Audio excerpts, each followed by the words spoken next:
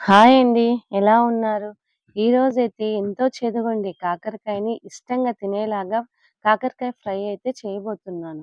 దాన్ని ఎలా చేయాలో ఇప్పుడైతే చూసేద్దాం. ముందుగా కాకరకాయలను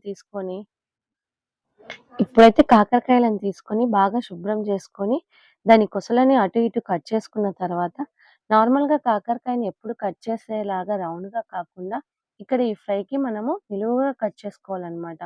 సో, నిలువుగా కట్ చేసుకోవడం వల్ల కాకరకాయ త్వరగా ఫ్రై అవుతుంది. అండ్ దీనికి టేస్ట్ కూడా బాగా వస్తుంది. సో, మనము ఇప్పుడు పాన్ తీసుకొని ఆయిల్ వేసుకోవాలి. ఇక్కడ మనకు ఆయిల్ అనేది ఎక్కువ పడుతుందనమాట. కాకరకాయని ఫ్రై చేసుకోవాలి కాబట్టి ఆయిల్ ఎక్కువ తీసుకుంటే బావుంటుంది.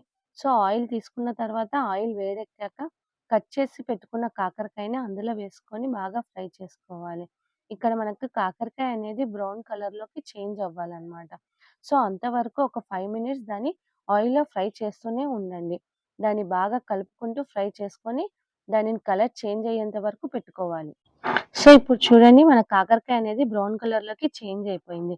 ఈ కలర్ వచ్చేంత వరకు దాన్ని వేయించుకున్న తర్వాత దీనిని సెపరేట్‌గా ప్లేట్‌లోకి తీసుకోవాలి.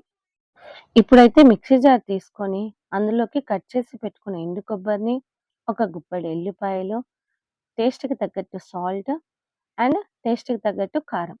ఈ 4 ఐటెమ్స్ వేసుకొని దాన్ని మెత్తగా గ్రైండ్ చేసుకోవాలి. సో, మనకి ఇక్కడ ఇది మెయిన్ ఇంగ్రీడియెంట్ అన్నమాట. సో, దీన్ని మెత్తగా ఎక్కడ కచ్చాపచ్చా లేకుండా మెత్తగా పేస్ట్ చేసుకోవాలి.